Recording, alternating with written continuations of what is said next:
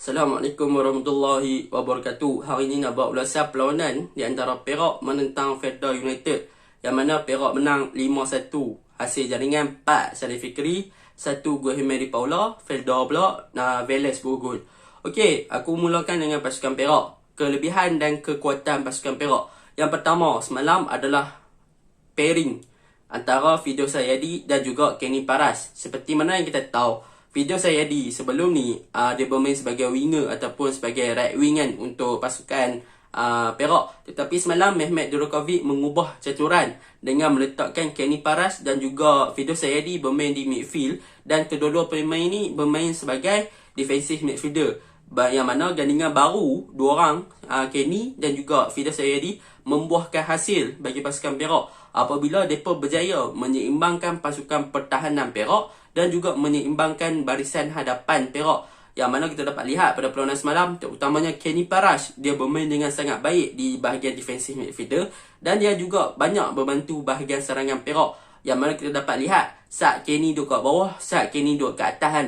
Yang mana pada perlawanan semalam juga Kenny berjaya membantu Perak dengan melakukan satu assist kepada Gehemia Di Paula. Ternyata perubahan corak ataupun perubahan posisi yang diterapkan oleh Mehmet Durakovic membuahkan hasil kepada pasukan Perak. Sebab apa? Sebab kita tahu Fedah United ni adalah pasukan yang kuat.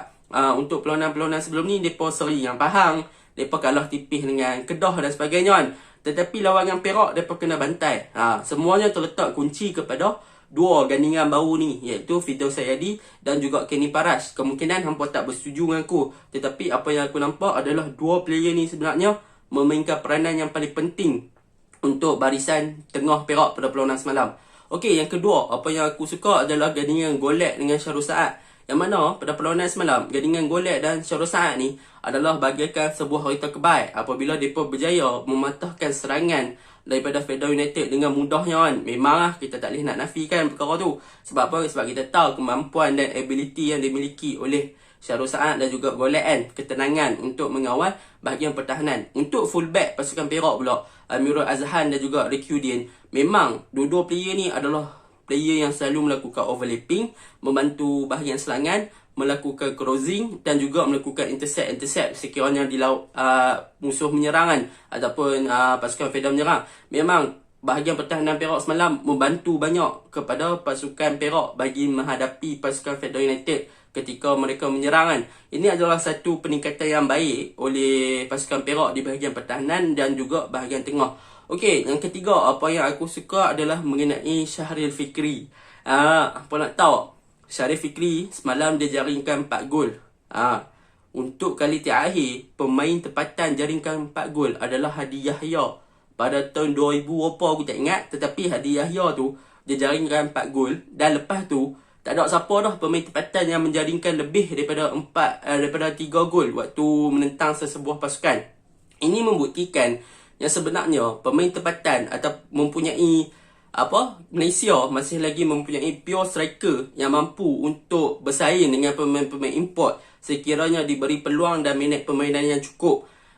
Inilah yang dibuktikan oleh Syarif Fikri apabila dia diberikan minit permainan yang cukup oleh Mehmet Durakovic. Pada perlawanan semalam dia buktikan yang dia seorang striker yang lengkap, yang mana kita dapat lihat dia menjaringkan gol melalui free kick, melalui heading, melalui dribble, melalui turning dan sebagainya. Memang seorang player yang lengkap dan dia juga berjaya menjadi top scorer untuk Liga Super pada tahun 2020 ni. Ini membuktikan yang pemain tempatan juga mampu untuk bersaing dengan pemain-pemain import sekiranya diberi minit permainan yang cukup. Okey, apa yang aku suka lagi tentang pasukan Perak adalah tentang Hafiz Ramdan dan juga J. Partiban. Yang mana dua gandingan ni nampaknya semakin serasi di bahagian winger walaupun tanpa kehadiran Kareka.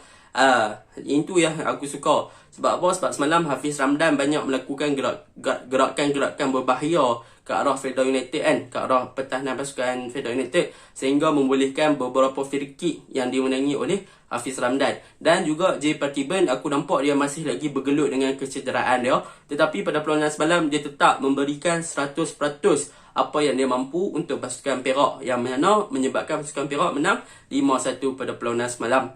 Okey, apa yang aku suka lah tentang pasukan Perak, kekuatan mereka adalah mengenai mereka hanya menurunkan seorang pemain import pada perlawanan semalam, iaitu dua pemain import pada perlawanan semalam, iaitu Guilherme Di Paula dan juga Anthony Golek, yang mana dua pemain import sahaja diturunkan dalam first 11 tetapi mampu memberi saingan kepada pasukan Fedah yang menurunkan beberapa pemain import pada perlawanan semalam. Ini telah membuktikan yang Perak mempunyai pemain-pemain tempatan yang mampu untuk menyayangi import-import yang ada dalam saingan Liga Super untuk tahun 2020. Itu sahaja untuk kekuatan dan kelebihan pasukan Perak. Untuk kekurangan pasukan Perak pada perlawanan semalam, aku rasa untuk bahagian serangan dia, mereka perlu lebih untuk communicate ataupun komunikasi ketika melakukan serangan, bukannya untuk membuktikan secara individual. Sebab apa? Sebab pada perlawanan semalam mereka jarang communicate dan mereka banyak melakukan aksi-aksi secara individu. Kita dapat lihat Guilherme Di Paula dapat bola, dia kerja nak shoot. Syarif Fikri dapat bola, dia kerja nak dribble. Hafiz Ramdan dapat bola, dia kerja nak dribble. Kecuali Pati Benah, dia dapat bola, dia kerja nak pahan. Ini adalah satu masalah. Sebab apa? Sebab permainan bola ni, kita perlu bermain dengan satu pasukan. Sekiranya bermain dengan satu pasukan, barulah pasukan kita mampu mencipta lebih banyak jaringan dan mampu mencipta persefahaman yang baik, iaitu chemistry yang baik untuk pasukan bola sepak Perak. Jika masalah ni diperbaiki, saya rasa Perak akan menjadi pasukan yang digeruni untuk 2 game yang seterusnya sebelum Liga Super tamat. Okey, untuk pasukan Fedah, walaupun pada perlawanan semalam, position kita dapat lihat Fedah sebenarnya menguasai perlawanan sampai habis game. Tetapi sayang, mereka hanya menguasai perlawanan tetapi mereka gagal untuk menyudahkan peluang-peluang yang ada, terutamanya di bahagian serangan yang diketuai oleh Khairul Amri kan. Jadi apa yang saya nak katakan, jika Khairul Amri dan rakan-rakan penyerang dia, rakan-rakan di bahagian serangan mampu untuk menyudahkan peluang-peluang yang ada, mereka takkan dibelasah 5-2 pada perlawanan semalam. Saya rasa mereka boleh seri 5 sama, mereka boleh seri 5-4 dan sebagainya. Tetapi sayang, peluang-peluang yang ada mereka sia-siakan kan. Jadi untuk Fedah United, mereka boleh perbaiki lagi untuk di bahagian serangan dan sebagainya.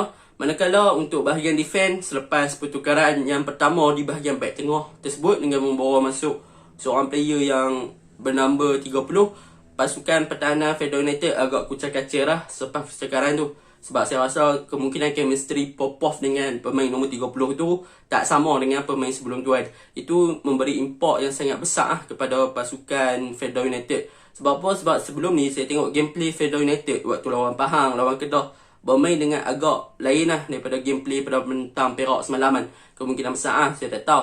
Secara rumusannya pada perlawanan semalam, walaupun Perak tak menguasai perlawanan, lebih kepada position, lebih kepada Fedah United, tetapi dengan adanya kemampuan yang dimiliki oleh pemain-pemain Perak, mereka lebih mendominasi game untuk menyudahkan peluang-peluang yang ada berbanding Fedah United yang gagal untuk menyudahkan peluang-peluang yang terhidang di depan mata. Sekian, terima kasih.